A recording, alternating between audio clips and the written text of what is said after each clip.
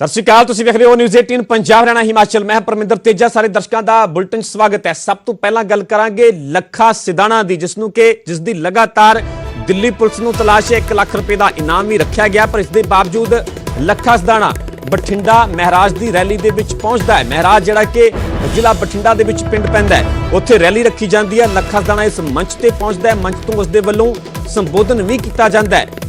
दरअसल दिल्ली पुलिस जिसकी कि लगातार तलाश कर रही है, पर लखा सिधाना वालों सीधे तौर पर मंच तो कहा जाता है कि वह गिरफ्तारी नहीं देगा। तुहानूं दस दिए कि लाल किला हिंसा मामले दे विच मुलजम के तौर पर नामजद किया गया दिल्ली पुलिस वालों लखा सिधाना नूं। लखा सिधाना ते 1 लाख रुपए का इनाम भी रखा गया है, पर जदों बठिंडा के महराज दे विच वड्डा इकट्ठ किया जाता है, नौजवानों वालों रैली की जाती है, तो इस दौरान लखा सिधाना पहुंचता है। कुछ दिन पहला ही उसके वालों एक वीडियो पोस्ट की जाती है सोशल मीडिया पर, सीधे तौर पर चुनौती दी जाती है दिल्ली पुलिस नूं कि बठिंडा के महराज दे विच रैली की जा रही है, उत्थे पहुंचेगा कि अपने वादे मुताबिक लखा सिधाना उत्थे पहुंचता भी है, संबोधन भी करता है, जिथे कि दिल्ली पुलिस की कार्रवाई का जिक्र करता है, दीप सिद्धू का भी जिक्र करता है। उत्थे ही खेती कानूनों का भी उसके वालों जिक्र किया जाता है। उसका कहना है कि खेती कानून हर हाल दे विच रद्द करवा के ही रवांगे।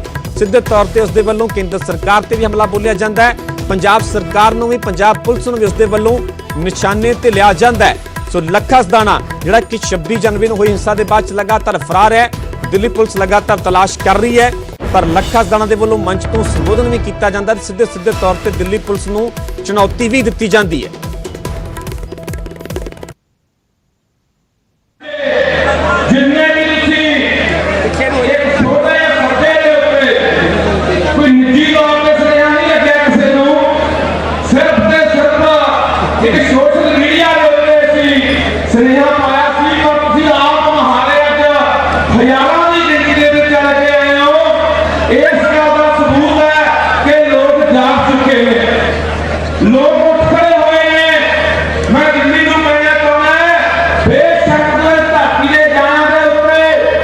इनाम रख रही है, फोटो जारी कर रही है, उन्होंने फड़ के जेलों में तुल रही है, पर लोग नहीं रुकणगे। ये लोगों के हालों नहीं फड़े जाने, याद रखे दिल्ली।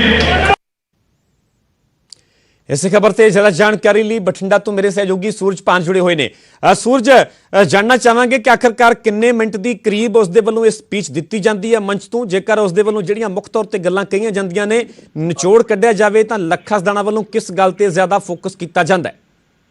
देखो जी, लखे की स्पीच की गल की जाए तो ओवरहाल 8 तो 10 मिनट की ड्यूरेशन सी, जिस दे विच ज्यादातर उसने खेती कानूनों की गल की और दूसरी गल ते फोकस इस ते सीगा कि जिहड़े उन्हां दे साथी ने, साथी तो भाव जिन्हां ते मामले दर्ज होए ने, जिन्हां ते गिरफ्तारियां होईयां ने, जिहदे विच पत्रकार तो लैके समाज सेवी नहीं, उन्हां दे नाल मोढा ला के चलण दी। और उस तो बाद तीजी वड्डी गल जिहड़ा यूथ है, यूथ नूं इकट्ठा होण दी गल कीती गई है। यूथ नूं इह भी कहते नज़र आ रहे ने कि जे पंजाब दे विच दिल्ली पुलिस आउंदी है तो उसका घिराओ किया जाए, किसी भी बंदे नूं गिरफ्तार दिल्ली पुलिस आसानी दे नाल नहीं करके लैके जाऊगी। इत्थों तक भी कह दिता कि पंजाब दे विचों जे दिल्ली पुलिस आके गिरफ्तार करके ले जाती है तो सीधे तौर पर पंजाब के मुख मंत्री कैप्टन अमरिंदर नूं कहते हैं कि उन्हां दी किते ना किते शह होगी, उन्हां दे निशाना लाउंदे नज़र आ रहे हैं। कह रहे हैं कि फिर उन्हां नूं भी जवाब देना आउंदा है, यूथ नूं लाजबंद होना पैना, क्योंकि जिहड़े सियासी लीडर ने वो किते ना किते जाकर बंदे का इस्तेमाल करते हैं। जे खेती कानूनों की गल की जाए, जिस दे विच कांग्रेस तो लैके आम आदमी ते सारियां पार्टियां नूं रगड़दे होए लखा सिधाना नज़र आ रहे सी, कह रहे सी कि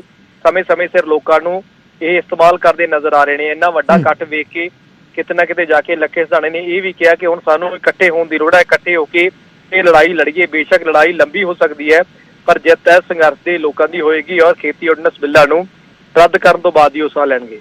ठीक है सूरज, पूरी जानकारी तुहाडा बहुत धन्नवाद। सो बठिंडा महराज दे विच रैली की जाती है, जिथे कि लखा सिधाना पहुंचते हैं, मंच तो संबोधन नहीं किया जाता है। 7 तो 8 मिनट करीब उसके वालों संबोधन किया जाता है मंच तो। हालांकि दिल्ली पुलिस के वालों लगातार लखा सिधाना की तलाश की जा रही।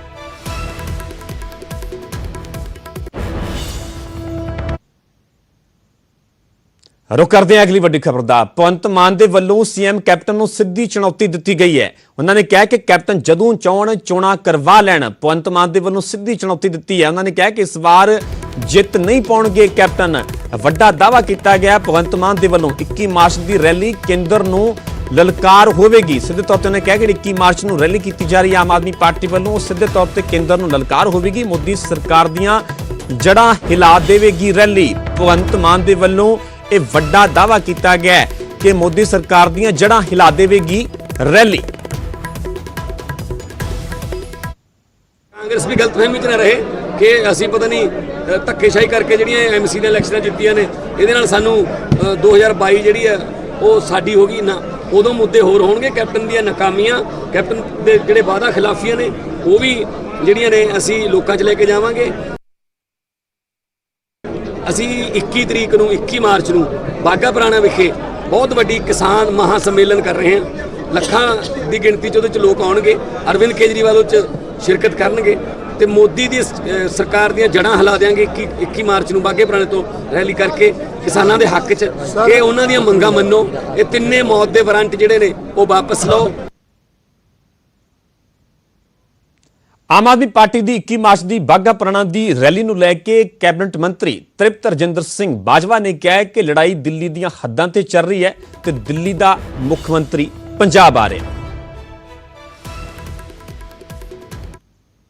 ਚੰਗੀ ਗੱਲ ਹੈ ਕਰਨ ਜੀ, ਲੜਾਈ ਤਾਂ ਦਿੱਲੀ ਨਾਲ ਆ, ਲੜਾਈ ਸਾਰੀ ਦਿੱਲੀ ਨਾਲ ਆ ਤੇ ਉਹ ਸਾਰਾ ਆਪਣੀਆਂ ਤੋਪਾਂ ਹੁਣ ਪੰਜਾਬ 'ਚ ਲਿਆਉਂਦੇ ਨੇ ਕਿਉਂਕਿ 22 ਦੀ ਇਲੈਕਸ਼ਨ ਆ। ਇਹਦਾ ਮਤਲਬ ਉਹਨਾਂ ਨੇ ਦਿੱਲੀ ਦੀ ਪ੍ਰਾਇੋਰਟੀ ਕਿਸਾਨੀ ਦੀ ਲੜਾਈ ਨੂੰ ਨੰਬਰ 2 ਤੇ ਕਰਤਾ ਤੇ ਕੁਰਸੀ ਦੀ ਲੜਾਈ ਨੂੰ ਨੰਬਰ 1 ਤੇ ਕਰ ਲਿਆ।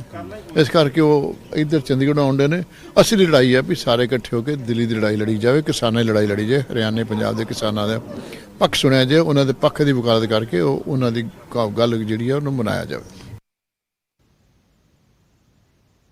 ਫਿਲਹਾਲ ਇੱਥੇ ਰੁਕ ਰਹੇ ਹਾਂ ਛੋਟੀ ਜਿਹੀ ਬ੍ਰੇਕ ਲਈ, ਜਲਦ ਹਾਜ਼ਰ ਹੋਣੇ ਇਸ ਬ੍ਰੇਕ ਤੋਂ ਬਾਅਦ।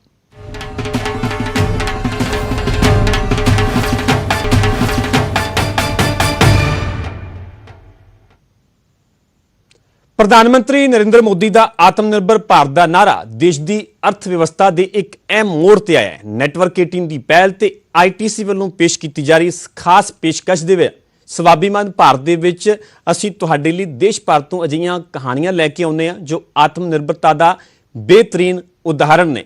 ਨਵਾਚਾਰ ਤੇ ਉਪਲਬਧੀਆਂ ਦੀਆਂ ਅਜਿਹੀਆਂ ਕਹਾਣੀਆਂ ਜੋ ਦਰਅਸਲ ਦੱਸਦੀਆਂ ਨੇ ਕਿ ਅਸੀਂ ਇੱਕ ਰਾਸ਼ਟਰ ਦੇ ਰੂਪ ਦੇ ਵਿੱਚ ਕੀ ਪਹਿਚਾਣ ਰੱਖਦੇ ਹਾਂ। ਇਹਨਾਂ ਕਹਾਣੀਆਂ ਦੇ ਵਿੱਚ ਤੋਂ ਇੱਕ ਕਹਾਣੀ फेविकोल दी।